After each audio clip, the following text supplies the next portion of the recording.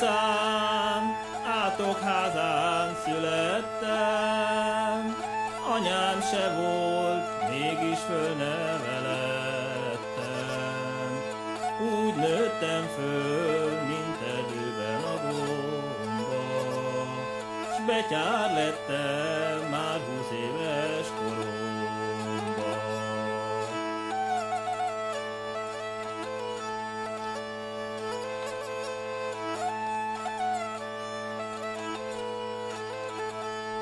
Hajdú Attila vagyok. Eddig életem nagy részét kapuban töltöttem. Őriztem becsülettel betyárok és pandúrok elől.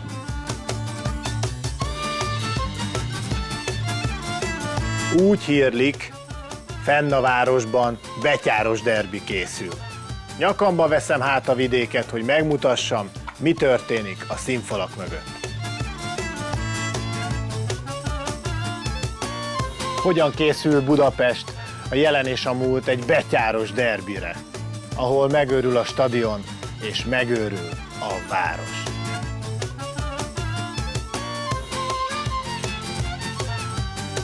Kössék be magukat, indulunk! Megyünk a fővárosba!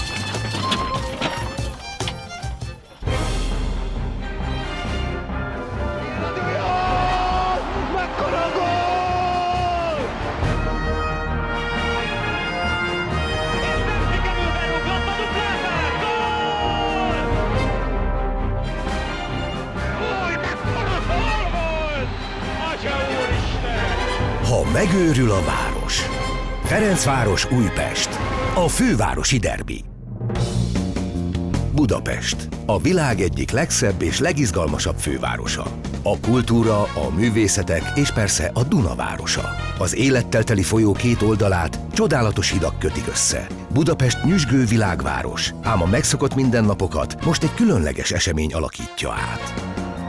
Hunok és betyárok ivadékai egy nem mindennapi párviadalra készülnek. Ferencváros, Újpest, a budapesti derbi, amely heteken át lázban tartja a várost. De ez a mostani még inkább különleges. Egy valóban történelmi derbi, hiszen először zajlik egy csodálatos új stadionban, a Groupama arénában. De ugorjunk kicsit vissza az időbe. Különleges emberek, érdekes vélemények, a rangadó előtti 3 napba sűrítve.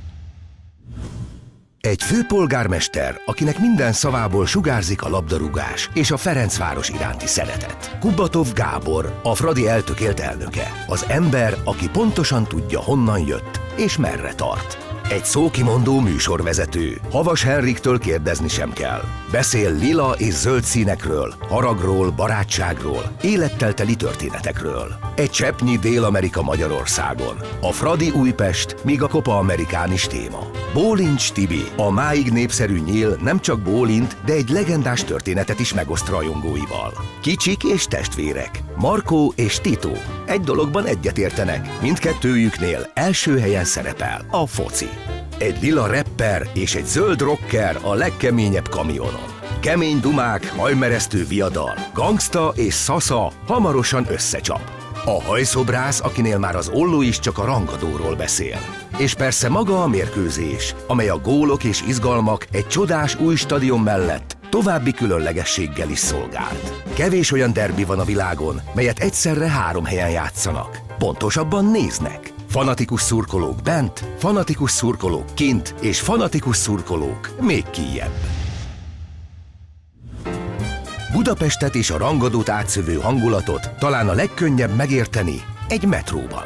A budapesti rangadó különös és különleges jelképe. Egy alagútban száguldó kék vonal, amely összeköt egy lila és egy zöld állomást. 2 színt, 2 vallást, 2 világot. A Ferencváros és az Újpest világát. Szerencsére a budapesti metrósok csak félállásban kocsivezetők és diszpécserek. Egyébként, mint mindenki Magyarországon, futballszakértők és filozófusok. Amikor én mérkőzésre jártam még gyerekként, akkor volt egy tyú-tyú-tyú fogantyú kiabálás, vagy ilyen drukkolás. Annak tudod az eredet? Persze, annak tudom, az a haladás kapusát, mikor bedobták, igen, és akkor hát ott színészkedett az ember, mert ott aztán nem történt semmi. És utána nagy előszeretettel igen, csavarták ezeket, le. Igen. Sajnos nincs egy polcon a két gárda, mert a Ferencvárosnak sokkal jobbak a lehetőségei most, mint az Újpest. Vannak kedvenc játékosaid a múltból, a jelenből, vagy esetleg a Fradiból? Hát a múltból ugye Újpest, ugye a Törőcsik András, ugye. Most nem kell más, a Zámbor Sanyi. Ezt valahogy kitaláltam. Akkor mondjuk a Kokó, ugye az óriási kedvenc volt, úgy a szurkolók, mint a csapatnál. És a zöldek közül? Hát a zöldek közül nem mutatok, hogy van kedvenc játékosa, akinek tetszik a játék, hát az öregek, ugye a Gera meg a Hajnal játék, az tetszik nekem. Ajdó Attila, nagy futballcsaták higgadt főszereplője, egy hatalmas, 7 méteres kapu rettenthetetlen őrzője. Ezúttal Budapesten ismerős helyszínen keresi a titkot, hogy megmutassa, mi is zajlik egy rangadó kulisszái mögött.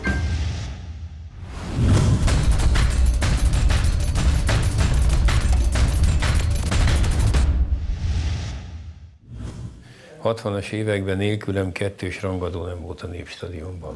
Tarlós István, Budapest főpolgármestere, egy határozott városvezető, aki bátran vállalja a labdarúgás és a Ferencváros iránti szeretetét, elkötelezettségét. Mondjuk a Honvéd Vasas előmeccsen voltak 55 ezeren, és mire jött a főmeccs, mondjuk egy Fradi Dózsa, azon meg olyan 70-80 ezer ember volt általában, és amikor az előmeccs 70. percében kijöttek a fradisták melegíteni a szobrok közé, akkor a magasabb oldalon szembe mintegy 30 000 ember felugrott, és egy ilyen mennydörgésszerű hangot lehetett hallani. És attól kezdve az előmeccset, mondjuk a Honvéd Vasas, már nem is nagyon nézték, csak az, hogy a Fradi hogy melegít a szobrok között. Mi a különbség a régi, a derbik Fradi Újpestek között és a mostani között? Egy rangadó más volt, ma is más. Egy picit az én szívemet is megdobogtatja egy Fradi Újpest meccs a mai napig is. Tudja, én úgy drukkoltam a Ferencvárosnak, hogy volt úgy, hogy hőemelkedésem lett a Fradi meccs végére.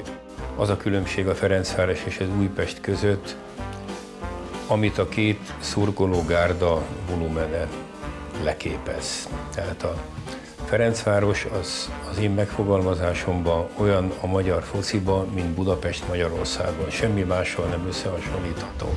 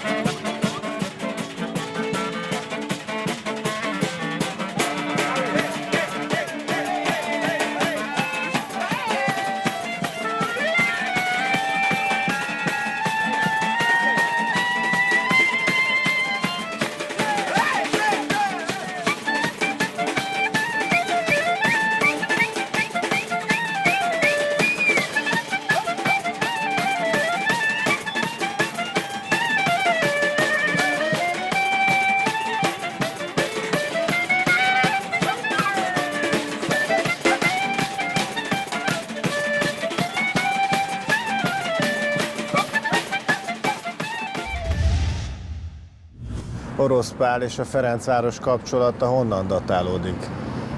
Születésemtől fogva. Orosz Pál, a Ferencváros ügyvezető igazgatójánál a név kötelez. Egy olyan csapatért dolgozik egy olyan stadionban, ahol nap mint nap szembe találkozik édesapja, idősebb Orosz Pál fotóival, sikereivel, legendájával. Ebben nőttem fel, tehát én, ugye, amikor én megszülettem, apu már nem játszott, de tulajdonképpen Fradiról szólt az életünk. Aztán, mivel én ugye nem játszottam, ezért én a lelátón éltem.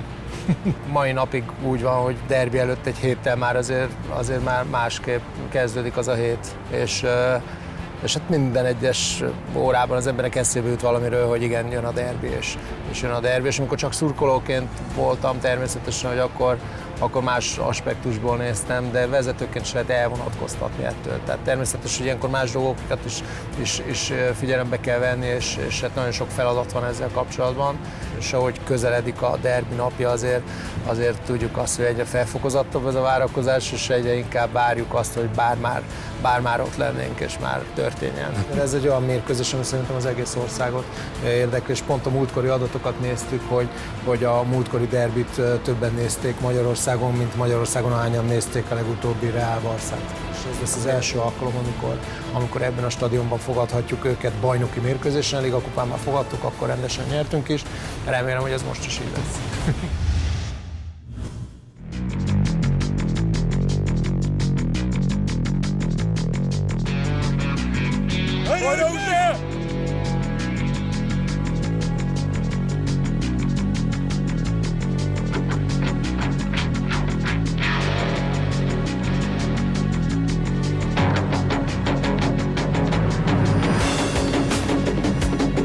Miközben a vezetők készülődnek, a két csapat is gőzerővel hangol a rangadóra. Van, aki labdával, és van, aki labda nélkül.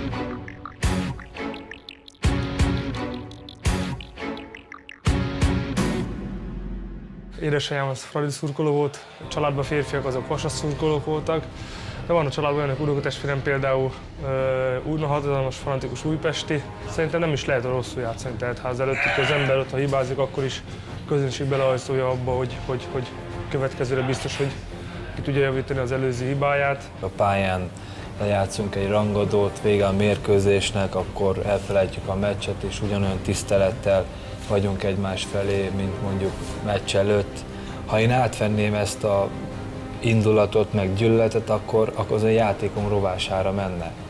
És én nem így közelítem meg a mérkőzést, hanem úgy, hogy ez egy nagy dolog, hogyha az ember egy ilyen mérkőzésen játszhat, nekem nem kell gyűlölni a másikat. Utólag egy játékos azt mondja, hogy na, simán levertük az ellenfelet, hogy sokkal jobbak vagyunk, hát ezt el kell fogadni, ilyen a sport, az Rika az ilyen, és akkor egy fél évig ezt hallgatni kell, aztán utána az ember javít, akkor most ő van nyerekben.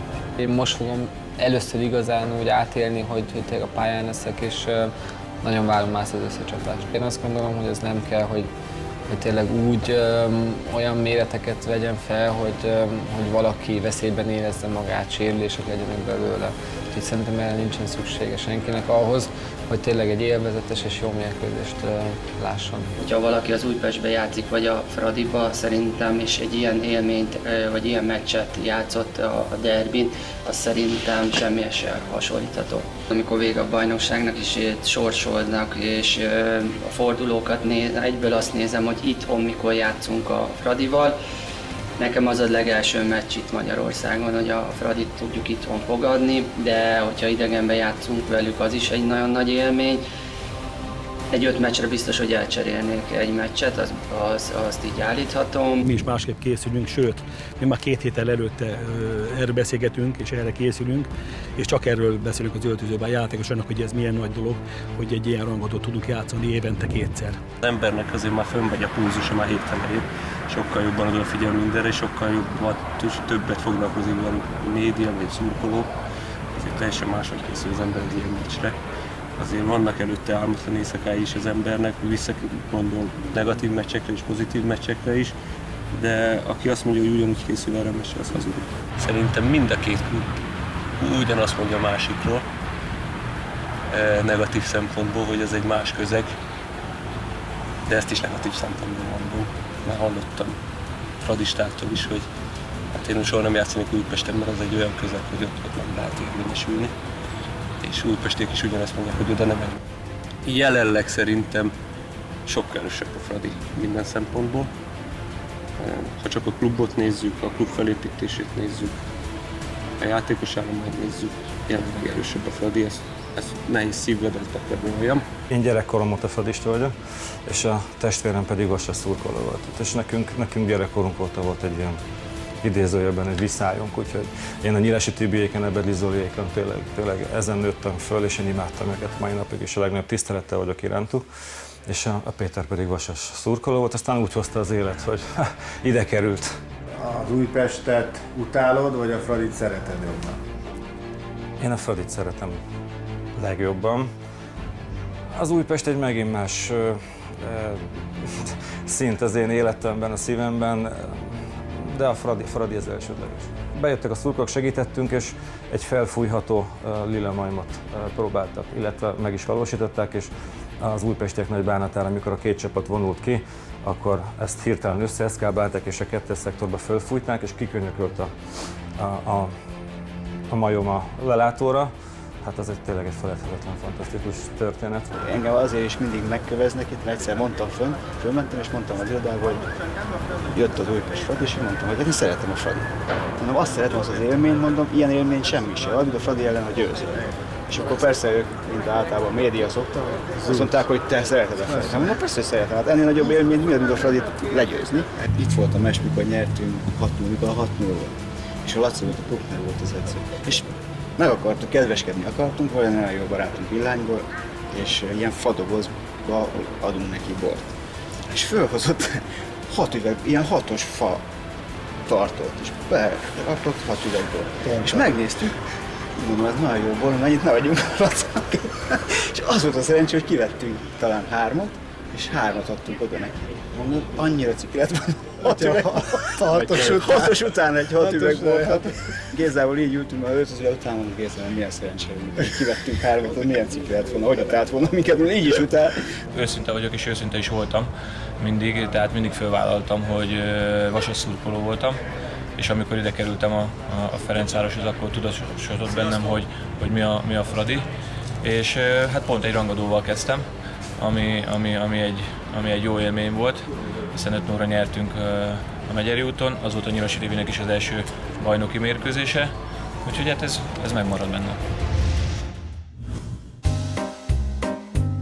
A budapesti derbi előtt bármi megtörténhet, hiszen kinek jutna eszébe egy tőzsgyökeres újpesti borozóban kihívni maga ellen a sorsot. Mindig megnéztük, sőt, amikor már elkezdődik az adott bajnoki és megvan a sorsolás, akkor én mindig megnézem, hogy hányadik fordulóban van a derbi, de szerintem ezzel a szurkolók is így vannak.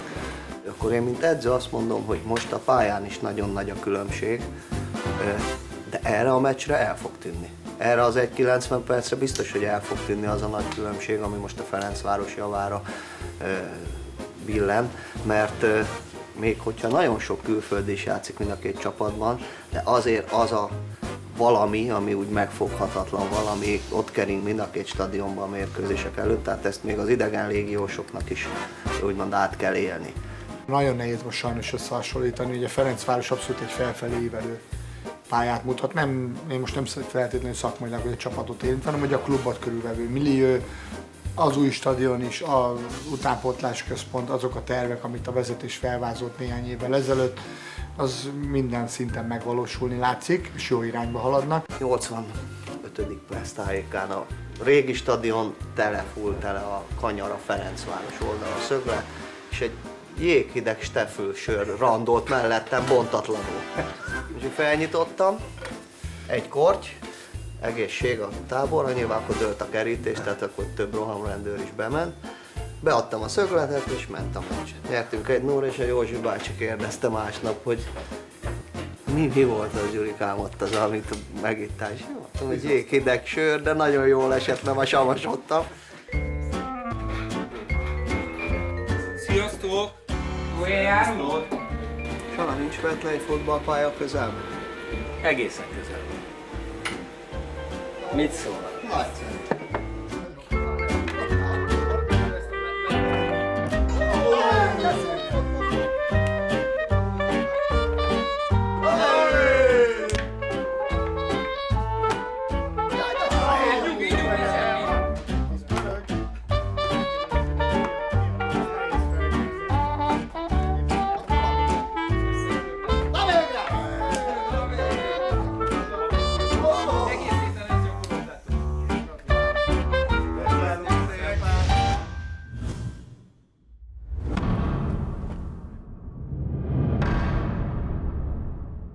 Kedvelem a Fradit, ugye.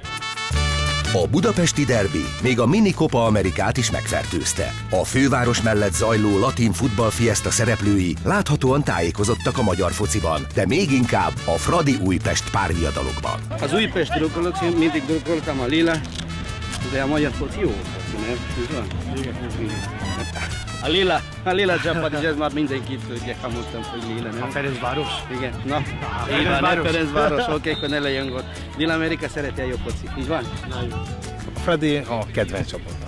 A Gerát 30-valahány évesen még mindig tud mozgatni a társaság. Reméljünk, hogy a Fradi mutatni fog Európának nem csak a stadion, hanem ott játszani elit csapatokkal, ha bekerül.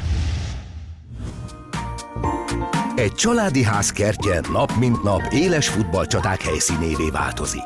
Markó és Tito testvérek és kicsik.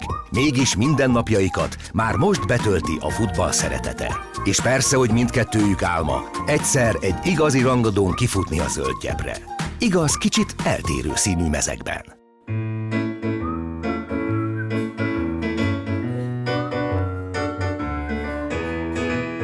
Hangjait egy kedves dalnak, napközben dúdolunk, színeit sok régi. Már 4 éves korától a Bedi kitalálta, hogy ő foci.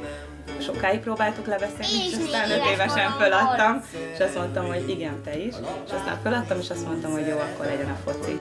Féltve őrzöm, ne lenn a téren, boldogan kergetem, s olyankor elszáll a gondom, és újra érzem. Hát a foci az már csak a közösségteremtésbe is, tehát bekerült az iskolába, és azonnal a harmadikosokkal, negyedikesekkel jobban volt elsősként, hiszen ha jól tud focizni, akkor szívesen beveszik őt ugye a nagyobbak, és rögtön tök jó barátságokat tudott kötni. Olyankor elszáll a gondom, mert lenn a téren, egyformák vagyunk. Szeretnék játszani a Újpestbe. A mérnök úr, a ház... Nekem nagy álmom lenne, hogy én egy nagy stadionban gólpasszolni.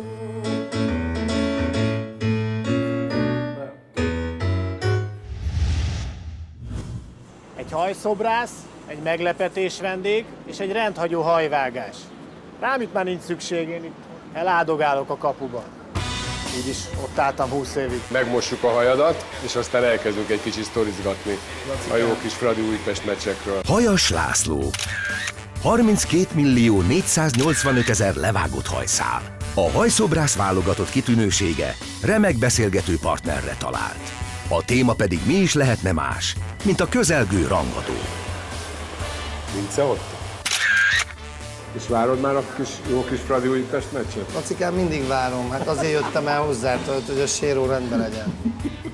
Figyelj, nem mindegy, hogy az ember hogyan mutatja meg magát. Nekem, amikor játékos voltam, akkor gyakorlatilag a bajnokság 2 legfontosabb mérkőzése mindig a Fradi Újpest Fradi volt.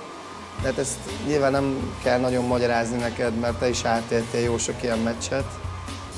Ilyenkor megörül a város. Ott is ezt összeszámoltad, hogy hány Fradi Újpesten játszottál már? Nagyjából Újpest Fradi vagy Fradi Újpest, tehát a Lilák ellen olyan közel 22 alkalommal játszottam. Az igen. De tudnál párhuzamot vonni mondjuk egy Atletico és egy Real között? Mert ott is városi rangadó van igazán. Tehát ez ugyanolyan véres, ugyanolyan élethalál. A Fradi Újpest Fradi az gyakorlatilag annyira szenvedélyes, de valahogy az lehet, hogy elfogult vagyok, de a Fradi Újpestnek a milliójét, a hangulatát, azt nem tudom összehasonlítani. Édesapám még most is zöld-fehér nagy Fradi címen rajta, tehát mi ebben nőttünk föl, és egyetlen egy nagybátyám, édesapám 3 testvérek közül újpesti, hogy akkor, amikor született, vagy előtte, amikor éppen úton volt, mi történt, a nagyszülőkkel nem tudom, de ő újpesti lett, és ezt nagyon nehezen élte meg a család, és ezt a vasárnapi ebédekkel mindig meg is kapta ugye a többség. Szájhősök, ugyan már, lábhősök, akinél egykoron muzsikált a labda, és akinél ma is muzsikál a kéz. De nézzük, mi történik, ha egy lila láb és egy zöld kéz összetalálkozik, a rangadó és egy remek új magyar játék apropóján. Hát igazából én ugye azokra az időkre tudok visszaemlékezni, a gyerekkorom, ugye 10 éves koromtól 20 éves koromig játszottam ott, úgyhogy gyakorlatilag ott nőttem föl a Fradi pályán, úgyhogy azóta is nyilván Ferencváros szurkoló vagyok. Önmagában ezeket a rangadókat átélni, az már egy hatalmas élmény. Sok futballista, vagy éppen volt futballista jár a fellépésünkre. Azt gondolom, hogy egy picit így egy kis előnyt is élvezek a többi zenésszel szemben, mert azért ez egy elég nagy bázis, a futballisták. A Valahol egy lány című dal, ugye úgy kezdik, hogy valahol egy lány hófehérben jár, azt vannak kedves barátaim, akiknek úgy kell énekelnem, hogy valahol egy lány zöld-fehérben jár, és a refrény pedig nem a királyé nem leszek, hanem a liláké nem leszek. És ezt gyakran követelik tőlem előszeretettel, és várják, hogy így énekeljem. Nyilván a lila érzelmű vendégek azok picit ilyenkor furcsán néznek rám, de hát ennyi bele kell, hogy férjen. A liláké nem leszek, akkor inkább elmegyek, soha vissza nem jövök már.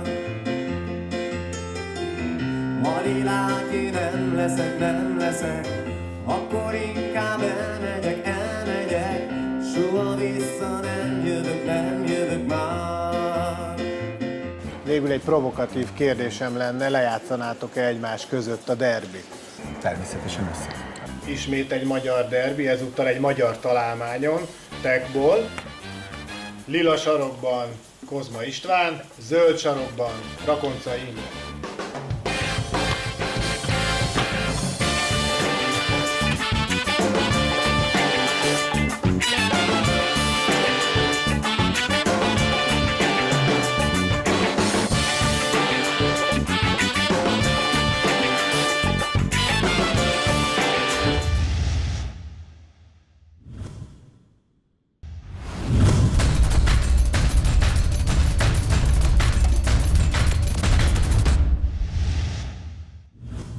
Vince András, a Nemzeti Sport labdarúgó rovatának vezetője szerencsés ember. Láthatóan munkája egyben a hobbija is. Sok millió papírra vetett betű, ezernyi megírt gól és legenda. Ráadásul én hallertéri gyerek vagyok, tehát nálunk a Fradi-Újpest rivalizálás például az egy hatványozott dolog volt. Pláne úgy, hogy a mi házunkba 2 Újpest szurkoló gyerek rakott, és pláne úgy, hogy az Újpest szurkoló gyerek ezret tudott dekázni Adidas labdával, neki volt egyedül akkoriban. Tehát mi ezt maximum azzal tudtuk kompenzálni, hogy valami marha jó melegítő fölsőnk volt, és mondjuk jól játszottunk védőt. De ott a Ferencvárosban nagyon furcsa módon 2 újpesti gyerek jobban futballozott, mint a ferencvárosi gyerekek. És a rutinos újságírók pedig tulajdonképpen erre készülnek egész évben. Tehát ő nekik is ez egy nagyon fontos meccs, pontosan azért, mert ennek már van egy felvezetése, ennek van egy olyan feelingje, ami már egy kicsit emlékeztet arra, ami külföldön is a futballt körülveszi. Oldalakon keresztül írunk róla, napokon keresztül vezetjük fel, amit ugye megkérdezték, tehát kell tudni azt is, hogy mi volt a múltja ennek a rangadónak, milyen sztoriaink vannak.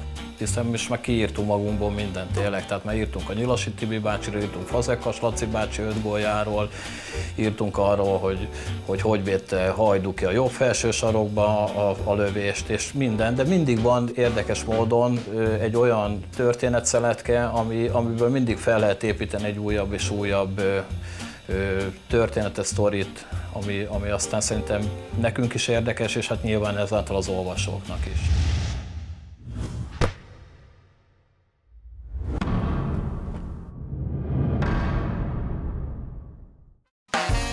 Fradi Újpest. Zöldgyebb helyett a terített asztalnál.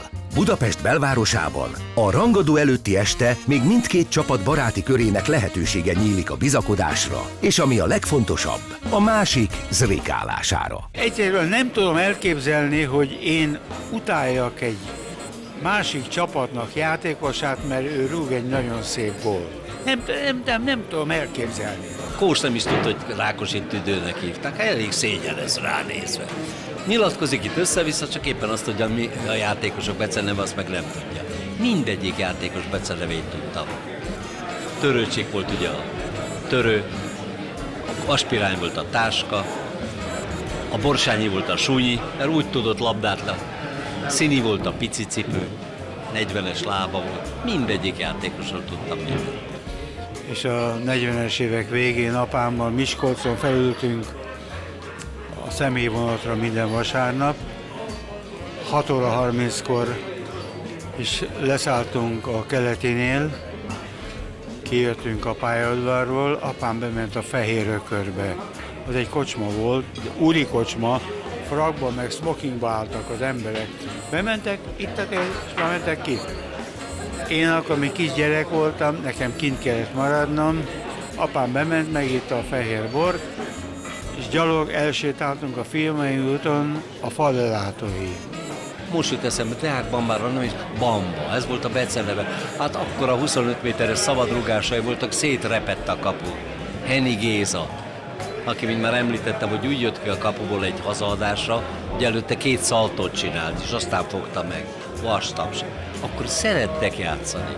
Nem az ott mennyi pénz, meg mi. Fociztak, lementek rundra, és egész nap gyakoroltak. Anyám 83 éves volt, és azt mondta, ha mész ki vasárnap a meccsre, és nem viszel ki, evel a bottal verem szét a fejed.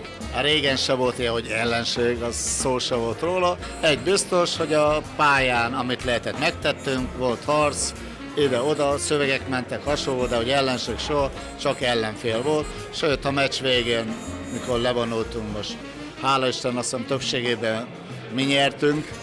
Volt egy olyan meccs azért, hogy nem, de ez általában mi nyertünk, de a lényeg az, hogy majdnem, hogy átölelve megöleltük egymást, üdvözöltük egymást. Tehát itt a pályán megint más volt, pályán kívül is van, mikor találkoztunk, összejöttünk, de az, hogy ellenség, az sok.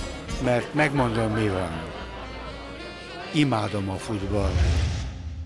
Játékosként sokkal könnyebb volt, hiszen csak a meccsre kellett koncentrálni, edzőként ugye ki van szolgáltatva az ember a játékosoknak, uram, bocsánat meg, hogy a kapus jó teljesítményt nyújtson.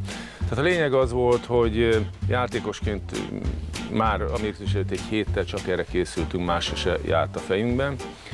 Független attól, hogy nagyon jó barátság volt, nagyon érdekes módon az újpesti játékosokkal, Töröcsik Andisékkal, Tóth Jokkáékkal, sorolhatnám a többieket is, de a pályán nem volt barátság, és hát voltak legendás mérkőzések, amikor elkalapáltak 8-3-ra, aztán 7-1-re megvertük őket, és akkor ezek így jöttek-mentek ezek a mérkőzések, de mindig nagy ünnep volt.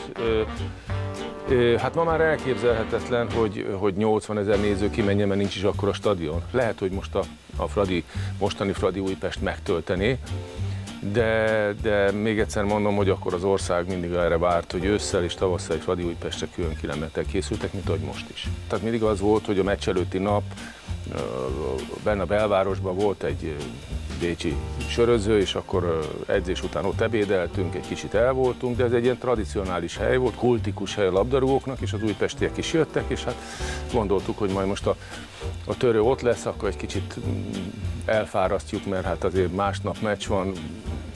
Na jó, egy ebéd után megkínáltuk egy itallal, még egyel, egy fröccsel, tehát ne gondoljon senki ilyen komolyabb csúnya italokra, nem a fröccs és a sör. És akkor úgy sörözgettünk, és akkor hívtunk telefonon haverokat is, mert én hazamentem már pihenni, a másik játékos társam, és jöttek helyettem, felváltottak engem a haverok, és akkor törőt piáztatták, hogy Andis, te király vagy, de holnap úgyse rúgsz gólt, és ment a mese is.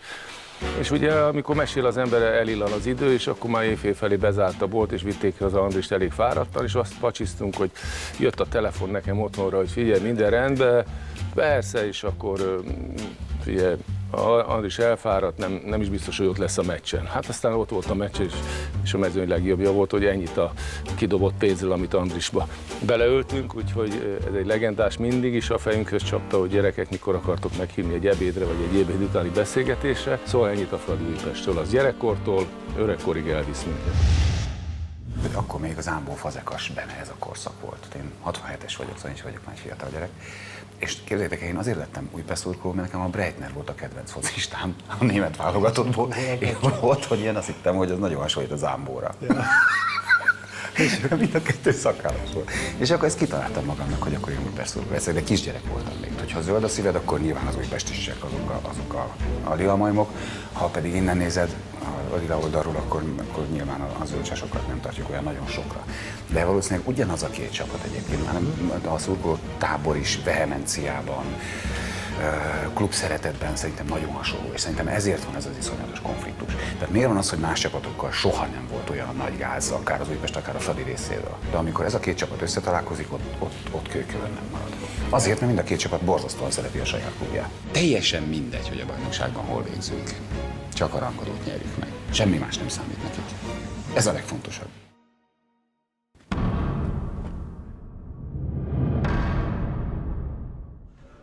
Egy különleges derbi, különleges felkészülést igényel.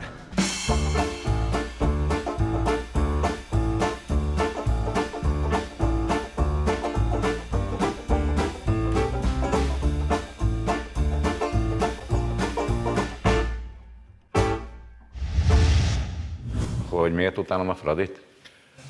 Pont ezt akartam kérdezni. Gyűlölöm. A nap 24 órájában gyűlölöm. Valamikor a 60-as években gyűlöltem meg. Maga akkor még nagyon fiatal volt, nyilván nem emlékszik, a kis stadionban, tehát Magyarországon nem volt fedett csarnok, kis stadionban voltak óriási Újpest-Fradi jégkorong meccsek. 6-7-8 ezer, 10 ezer néző, őrült hangulat volt, baromi jó volt. És az Újpest a Steaua Bukaresttel, a román bajnokkal játszott valamilyen kupameccset, és a felénél bejöttek a fradisták a román nemzeti zászlóval. És a románoknak kezdtek drukkolni. Egyébként a Fradik javára legyen írva, hogy voltak nagy húzásaik. Utoljára 98-ban voltunk bajnokok, hát nekem ugye, mint örökös tagnak helyen volt a Páholyban. Hát ilyet még nem éltem. Megyünk ki ünnepelni. Képzelj el, gázolajjal kiöntötték a kezdőkörbe, hogy FTC, és meggyújtották éjszaka, és kurva nagy fekete betűkkel ott volt, hogy FTC. El kell mondanom őszintén, hogy hát kínomban röhögtem, de el kell ismernem, ez nagy húzás volt. Egyébként ha azt mondom, hogy megint bajnokok legyek, Isten bizony, én fizetném a gázolajat, csak jöjjenek ezek az idióták. Ott van a Törőcsik, meg a Kovács Zoli. A Kovács Zoli nem volt egy Törőcsik szintű játékos, mert Törőcsik szerintem jobb volt a Messinél is. Az MLS szóvivője voltam, mert nem emlékszem, Sevillában játszottunk, azt hiszem, a spanyolokkal, azért volt emlékezetes két okból. Az egyik, hogy a Barcelona meg a Real játékosok nem passzoltak egymásnak. Mondjuk ez nálunk nem fordult el, mindenki tudja, hogy a nyilasiek jóban voltak a törőjékkel, mit tudom én. És a Limperger, akit fradista rétében kedveltem, akkor tűnt föl. És akkor állt be Bácsi Sanyi, ami kerekded. Később kábítószer dílernek át zsenink, és mindenki röhögött a Páholyban. Emlékszem, a Real Madrid elnöke ült mellettem, és hogy néz ki ez a gyerek? 10 perces van. Fenomenál!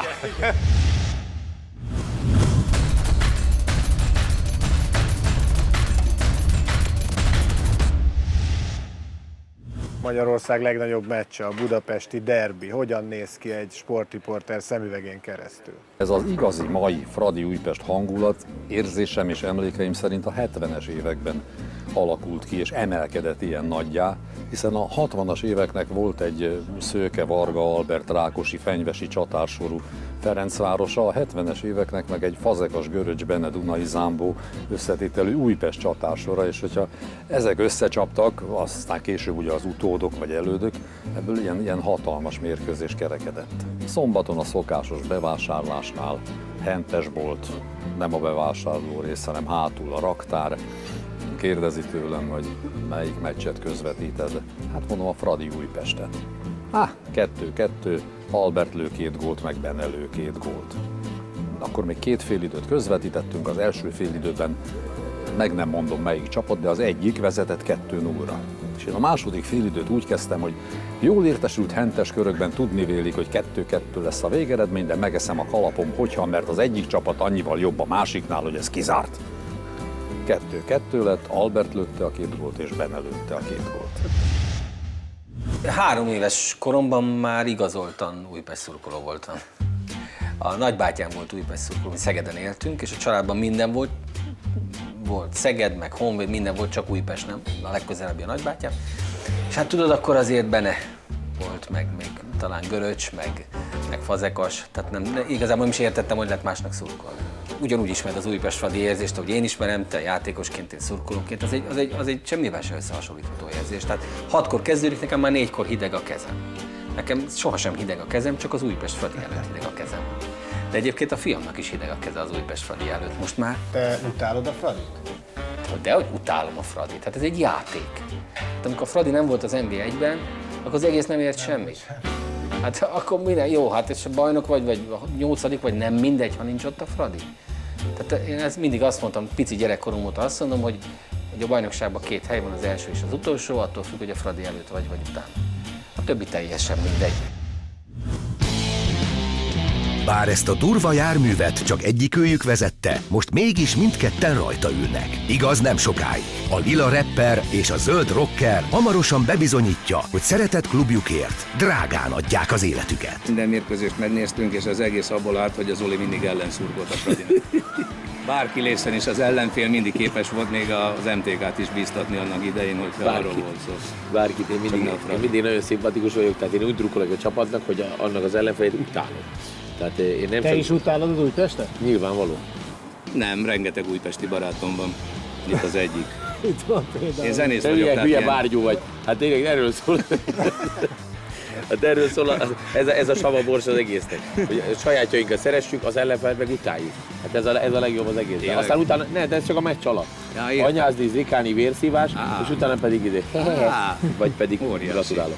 A Fazék, a Nagy Laci, Fekete Laci, Sarlós Bandi, Dunai 2, Dunai 3, ezekkel kezdtem gyerekkoromban, és akkor már az Újpest műsorfüzetben benne volt Törőcsik Andris, ilyen tollal, tehát mint egy ilyen heavy metal zenekarnak az énekese, és akkor én gyerekfejem megláttam, ő a kedvencem, de akkor még nem is láttam focizni. És akkor megláttuk egyszer játszani, hát azt nem mondom el, úgy azt mindenki tudja, hogy ő hogy játszott. Természetesen Ferencvárosi családba születtem, nem volt kérdés. Nem lehet mindenki tökéletes. Ezt akartam én is mondani nektek, meg nem volt jegyetek egyébként Villamosegyre, hogy az Üllői útig elgyertek, úgyhogy nyugitek, megálltatok még ott az Újpest pályánál. Sőt, fordítva indultatok el egy másik irányba. Mi a különbség? A két klub között? Hát az egyik az egy nagyon komoly és felnőtt embereknek való remek szórakozás, ugye ez nem nyilvánvaló, hogy az én klubom, a másik meg a teljes idiotizmus. Ennyi szerintem a különbség. Konkrétan annyi, hogy jobbak vagyunk, mint a politikusok. Soha se fogunk elvegyelni a másik csapatok között. Csapatok között? Igen. Ezt hogy érted? Hát úgy, hogy te lila vagy én meg zöld, tehát sose leszek a barátod, nem érted? Bevállalós fiúk vagytok, képesek lennétek mindenki a saját csapatáért versenybe szállni a másik ellen? Akármilyen sportágban vállaljuk. Sebességet szeretitek? Egyértelmű. Egyáltalán persze. nem.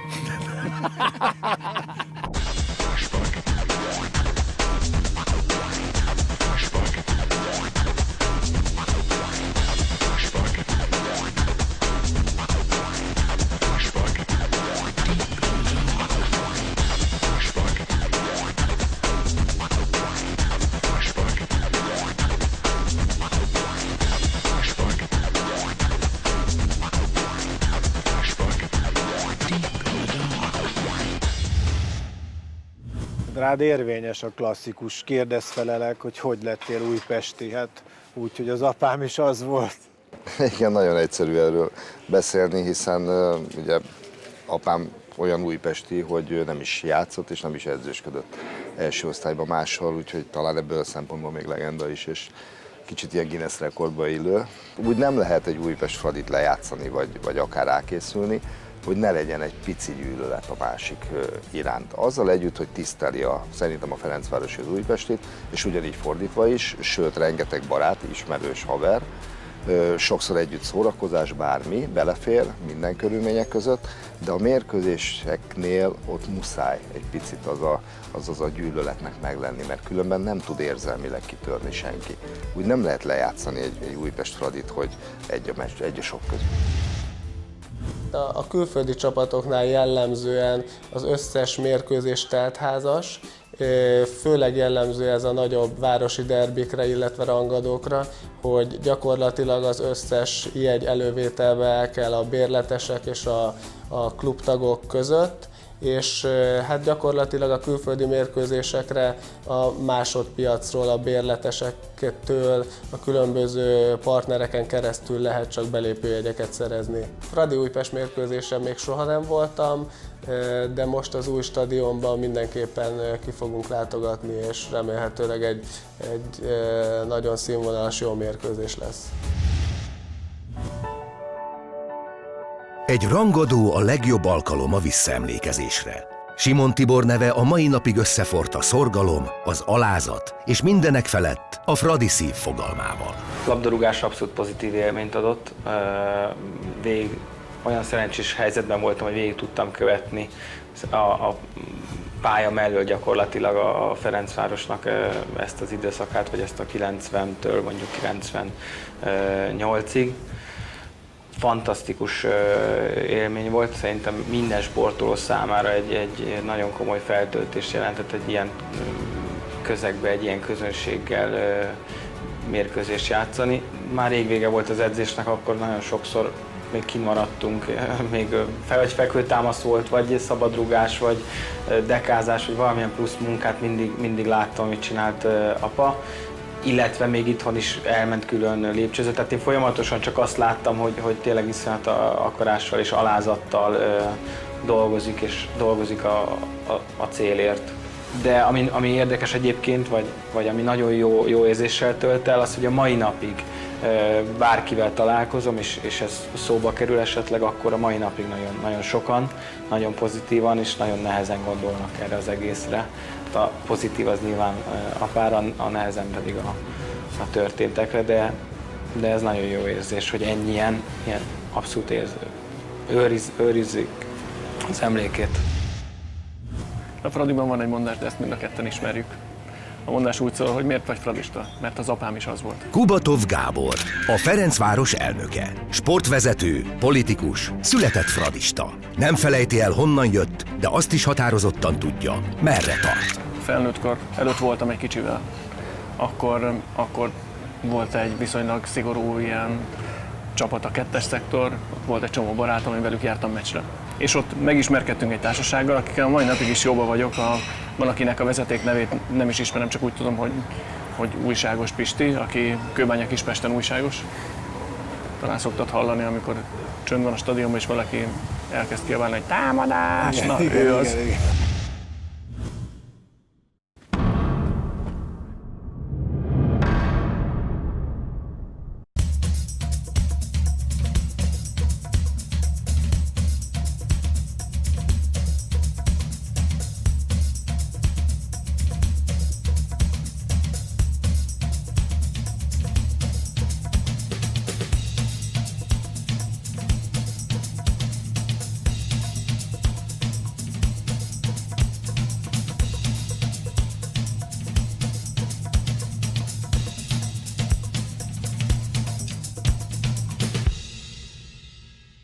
Itt van egy elnök, aki ultra volt, ismeri ezt a virágot, és akkor hogy tud egyébként az ultrákkal ilyen módon konfrontálódni?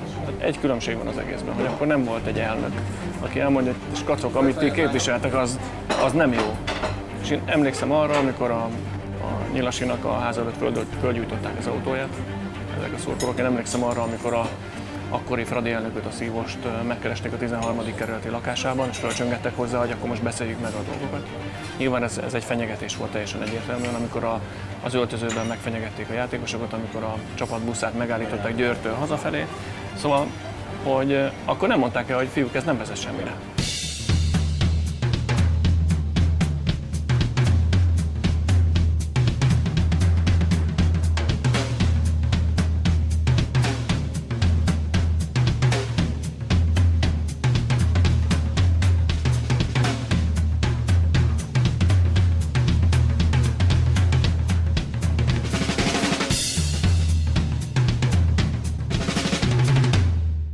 Stadiont úgy alakítottunk ki, hogy van rá lehetőségünk, hogy azokat a szurkolókat, akik egyébként a tetteikért nem vállalnak személyes felelősséget, azokat a stadionon kívül tartsuk. Van egy csomó haverom, aki a stadionon kívül rekedt. És ez nehéz dolog, meg szidják az anyámat. Nehéz dolog túlélni. Olyanok, akikkel 20 évig együtt jártunk mondjuk meccsre.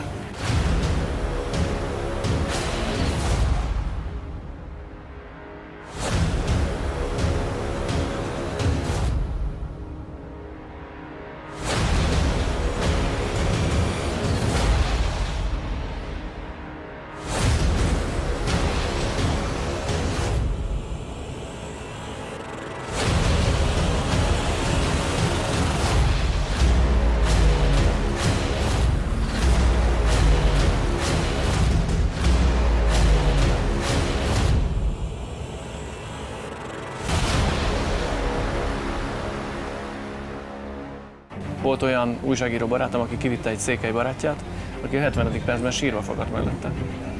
És azt mondta, ő nem gondolta, hogy ezt még egyszer meg fogja élni az életben. Hogy egy jó csapat játszik a pályán, hogy ilyen környezetben egyébként, ilyen atmoszférában játszik a csapat meccset. Ez persze csak azt érzi, aki benn volt a stadionban.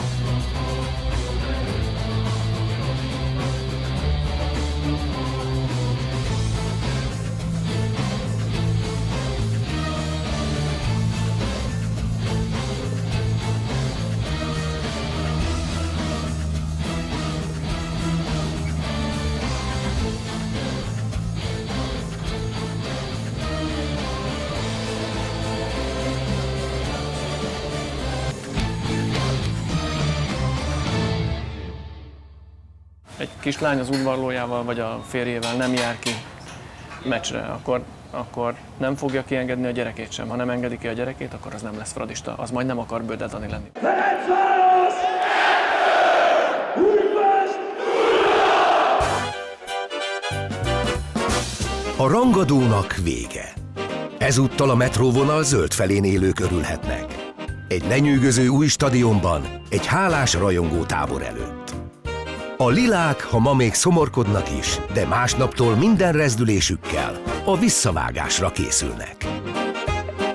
A városban az élet megy tovább, ahogy a kék metrókocsik is ugyanúgy járják útjukat a lila és zöld állomások között, de utasaikkal együtt a következő rangadóra készülődnek.